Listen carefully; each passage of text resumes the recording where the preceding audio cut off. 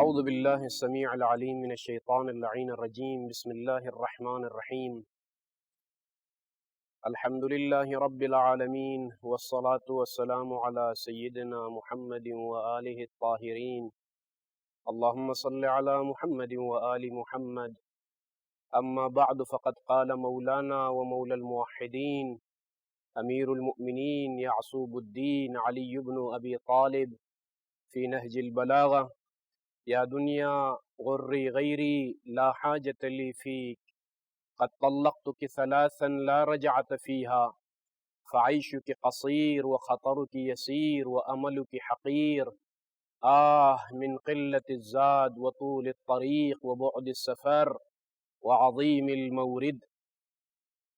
میرے عزیزو، میرے دوستو، سیرت ائمہ اطہار علیہم السلام کے بارے میں ہماری گفتگو جاری و ساری ہے، اور یہ ہمارا درس نمبر 10 ہے کہ سابقہ درس میں امیر کائنات علی بن ابی طالب کی سیرت کے حوالے سے ہم نے گفتگو کی تھی، اور اسی کا ایک تسلسل اور دوام ہے آج کی گفتگو بھی۔ بات یہاں تک پہنچی تھی صفات علی بن ابی طالب۔ یہ کل کے درس کا آخری جملہ تھا کہ امیر کائنات کی ذات صفات متضادہ کا مجموعہ ہے۔ عمومی طور پر جو صفات جمع نہیں ہوتی ہیں ایک ہی وقت میں ایک بندے کے اندر، وہ ساری صفات آن واحد میں ایک ہی وقت میں امیر کائنات کی ذات میں وہ ساری صفتیں جمع ہیں۔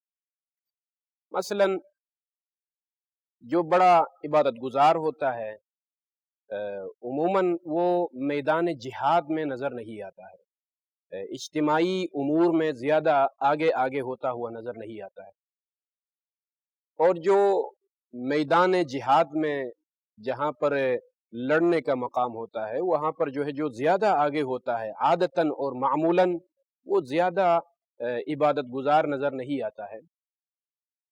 تو یہ عادی چیزیں ہیں کہ بعض صفتوں میں لوگ بہت آگے جاتے ہیں اور بعض صفات میں بہت پیچھے رہ جاتے ہیں۔ مال خرچ کرنے میں بہت آگے ہوتے ہیں، مثلا آج کے معاشرے میں بہت زبردست مال خرچ کرتے ہیں معاشرے میں، اچھے کاموں کے لیے، مسجدوں کے لیے، امام بارگاہوں کے لیے، مجالس کے لیے، مگر خود واجبات کے پابند نہیں ہوتے ہیں، واجبات خود ادا نہیں کرتے ہیں۔ مثلا ایسے لوگ بھی معاشرے میں ہوتے ہیں۔ لیکن سلام اللہ علیک یا امیر المؤمنین، ذات امیر المؤمنین تمام صفات کاملہ کا مجموعہ ہے۔ لہٰذا آج ہدف ہے ہمارا کہ صفات علی بن ابی طالب اور اوصاف علی بن ابی طالب میں سے ایک صفت ہے عبادت کے لحاظ سے امیر المؤمنین کی جو فضیلت اور وصف اور صفت۔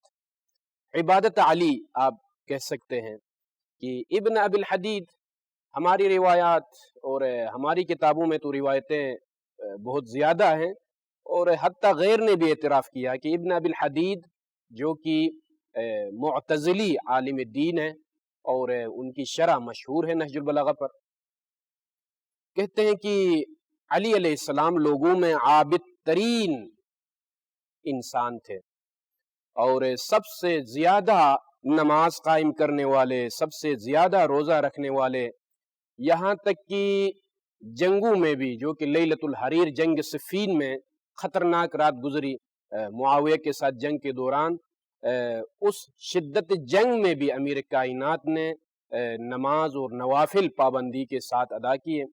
اور یہ درس ہے، یہ سیرت ہے، اور اس سیرت کو بیان کرنے کا ہدف یہ ہے کہ علی کے چاہنے والے نماز ترک نہیں کرتے ہیں اور نہیں کرنا چاہیے۔ لیکن دیکھنا یہ ہے کہ مفہوم عبادت امیر کائنات کی نگاہ میں کیا ہے، ہم کس غرض سے، کس ہدف کے ساتھ نمازیں پڑھتے ہیں، روزے رکھتے ہیں، لیکن مفہوم عبادت امیر کائنات کی نگاہ میں کیا ہے، یہ سمجھنا بہت ضروری ہے کہ تاکہ اندازہ ہو جائے کہ امیر کائنات کس منزل پر فائز ہو کر نماز الہی، عبادت الہی کو انجام دیتے تھے۔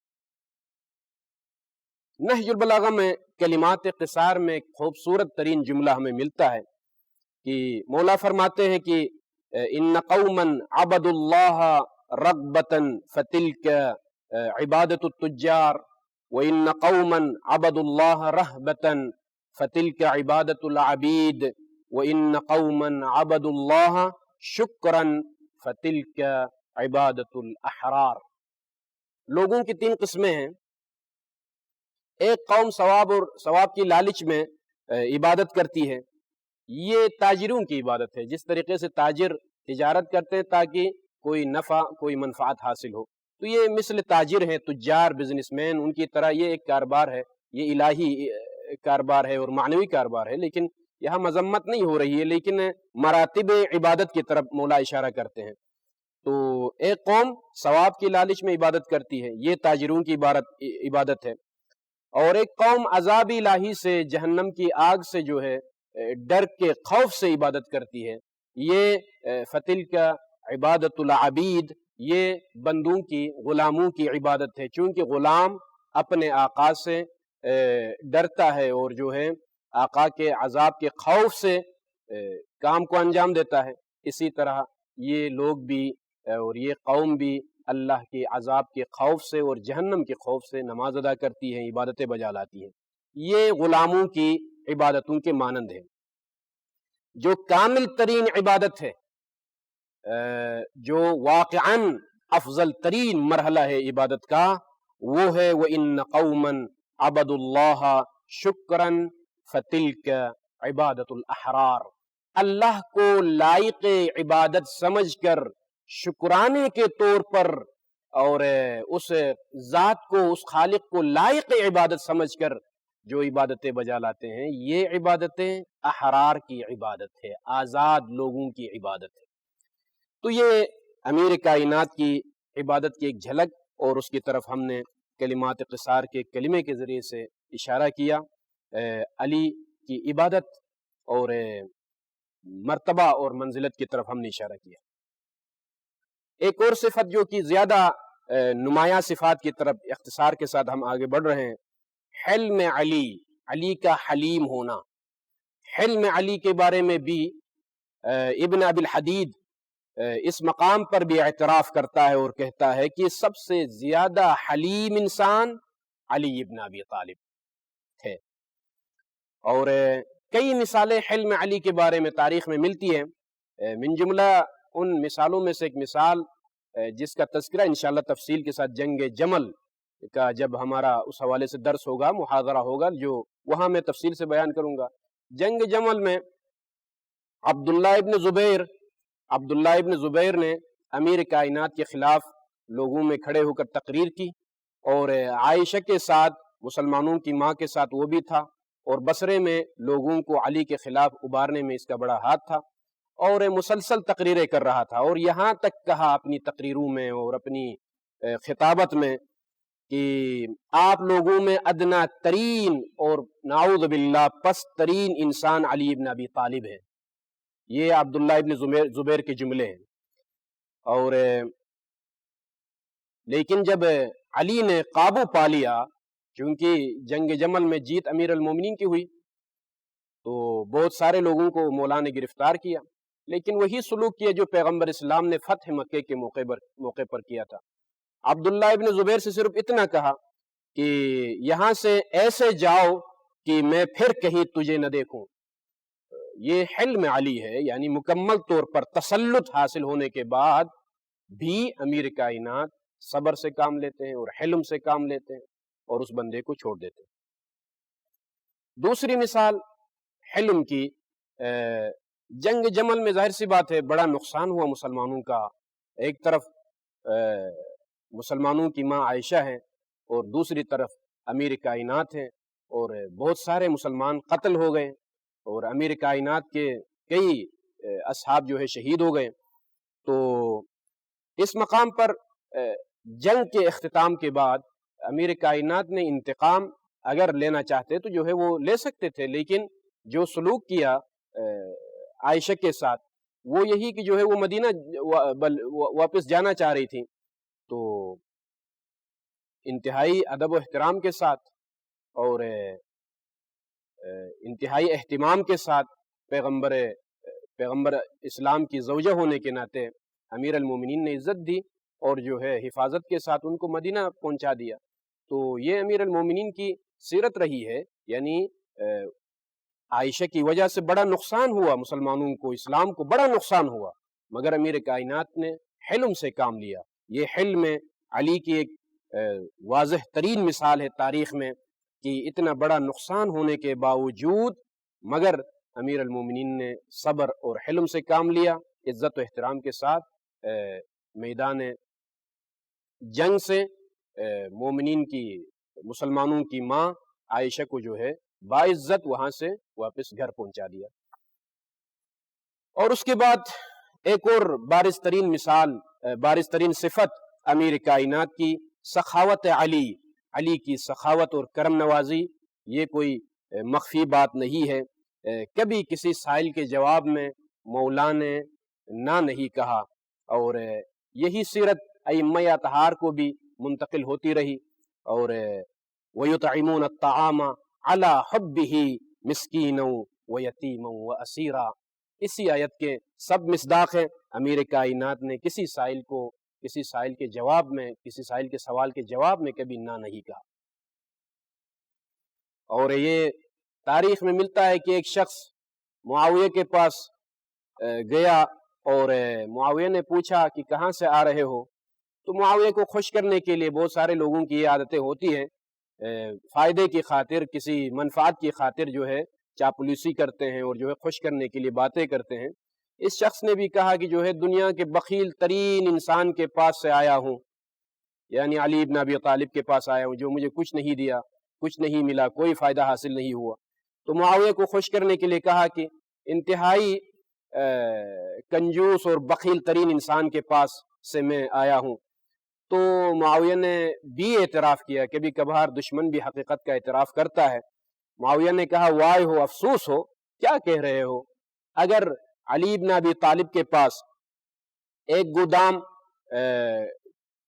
گودام میں سونا ہو اور دوسرے گودام میں کوئی اور چیز ہو، جو تاریخ میں یہی ملتا ہے کہ گاس وغیرہ، اس طرح کی کوئی چیز جو جس کی کوئی قیمت نہیں ہے، تو امیر کائنات سب سے پہلے سونے والا جو گودام ہے وہ جو ہے کھولے گا اور جو ہے محتاجوں پر خرچ کرے گا، بھوسے سے بھرا ہوا گودام خرچ کرنے سے پہلے۔ یہ تاریخی جملہ ہے کہ معاویہ نے کہا کہ علی کے پاس اگر دو گودام ہو، ایک گودام میں سونا بھرا ہوا ہو اور دوسرے میں بھوسا بھرا ہوا ہو، تو امیر کائنات علی بن ابی طالب بھوسے کے گودام کو کھولنے سے پہلے، محتاجوں میں تقسیم کرنے سے پہلے سونے کے گودام کو کھولیں گے، سونے کے اس مخزن کو، خزانے کو کھولیں گے اور محتاجوں میں خرچ کریں گے۔ تو یہ دشمن بھی اعتراف کرتا ہے سخاوت علی کے بارے میں۔ اور ابرز ترین اور واضح ترین صفات میں سے ایک صفت زہد علی ابن ابی طالب ہے۔ زاہدوں کا سردار، سید الزاہدین، سید العابدین، سید المتقین، سید المؤمنین، یہ تمام اوصاف ہیں علی ابن ابی طالب کے جو بے مصداق بطور عطن یہ صفتیں امیر کائنات کی وجود میں پائی جاتی تھیں۔ اور اسی لیے عبداللہ ابن رافع کا کہنا ہے کہ عید کے دن اپنے مولا سے ملنے کے لیے امیر کائنات کی خدمت میں گیا، اور میں نے دیکھا کہ ایک تھیلا بندھا ہوا، بند تھیلا امیر کائنات کے قریب دیکھا میں نے۔ جب میں نے دیکھا کہ مولا اس تھیلے کو کھولتے ہیں اور کھولنے کے بعد جو کے آٹے سے تیار کردہ روٹی کے سخت ٹکڑے تھے، وہ مولا توڑ توڑ کر کھا رہے تھے۔ تو میں نے پوچھا یا مولا، آپ نے اس کو اس طرح کیوں بند کر کے رکھا، اس تھیلے کو جس کے اندر جو کی سخت روٹی کے سخت ٹکڑے پڑے ہوئے ہیں؟ تو مولا نے فرمایا کہ مجھے خوف ہوتا ہے کہ میرے بچے کہیں ان ٹکڑوں کو چربی یا روغن زیتون، کوئی تیل، ایسی مرغن چیز اس کے ساتھ نہ لگائیں جس کی وجہ سے یہ روٹی نرم ہو جائے۔ میں نہیں چاہتا کہ جو ہے مرغن غذا میں کھا لوں اور میرا حساب و کتاب میں سختی ہو۔ یہ امیر المومنین کی سیرت اور زہد کی اعلیٰ ترین مثال ہے۔ بہت ساری مثالیں ہیں واقعاً تاریخ میں، لیکن چونکہ یہ جو نصاب اور جو برنامہ اور منہج جو ہمارا چل رہا ہے، اختصار کے ساتھ میں آگے بڑھ رہا ہوں۔ خوش مزاجی اور خوش اخلاقی میں امیر کائنات کی ذات مشہور تھی، اور جو ہے ان کی یہ صفت بھی مشہور تھی، خوش مزاجی۔ بس اوقات معاشرے میں تقوا اور جو ہے پرہیزگار انسان کو کہا جاتا ہے کہ یہ کسی سے بات نہیں کرتا ہے، کسی سے ملتا نہیں ہے، باتیں نہیں کرتا ہے اور صرف نمازیں پڑھتا ہے، یہ بڑا متقی ہے۔ لہٰذا خوش مزاجی کو تقوا کے خلاف سمجھتے ہیں، لیکن امیر کائنات کی مثال اور خوش مزاجی میں ضرب المثل بن گئی۔ یہاں تک کہ جو ہے نہج البلاغہ میں یہ جملہ ملتا ہے، البشاشۃ حبالۃ المودہ، خوش مزاجی حبالۃ المودہ، مودت اور محبت کا پھندا ہے۔ انسان خوش مزاج ہو، اور اسی خوش مزاجی کے بارے میں صعصعہ ابن سوحان کا بیان ہے کہ امیر کائنات انتہائی منکسر المزاج، خوش مزاج اور خوش اخلاق، حشاش بشاش، چہرے پر مسکراہٹ، ایسا لگ رہا تھا کہ جو ہے ہم میں اور ان میں کوئی فرق نہیں ہے، کسی خاص مقام کے وہ قائل نہیں تھے جب ہم بیٹھتے تھے ساتھ میں، لیکن اس کے باوجود، خوش مزاجی کے باوجود، خوش اخلاقی کے باوجود، ہیبت امامت ہم پر طاری رہتی تھی، ہیبت اور رعب ہمارے اوپر طاری رہتا تھا۔ تو ایسا لگ رہا تھا کہ ایک ایسے انسان کے پاس ہم ہیں کہ جس کے ہاتھ میں تلوار ہے اور ہم غلاموں کی طرح اس کے پاس ہیں، یہ حالت ہماری ہوتی تھی۔ لیکن علی کے چہرے پر مسکراہٹ اور خوش مزاجی کے آثار نمایاں رہتے تھے، لیکن یہ الگ بات تھی کہ ہیبت امامت اور جلالت ہر وقت غالب رہتی تھی۔ یہ اوصاف علی ابن ابی طالب ہیں، اور جہاد فی سبیل اللہ ایک واضح صفت ہے امیر کائنات کی۔